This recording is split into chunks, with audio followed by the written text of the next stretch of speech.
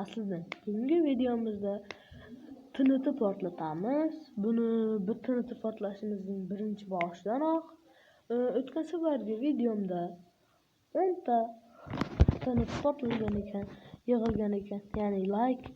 Shuning uchun men bugun 10 ta TNT portlamoqchiman. Hozircha mana shu 10 ta TNTni ham qo'yib oldim. Ya'ni bu bilasizlar-ku. Ketdi 1 2 3 ketdi.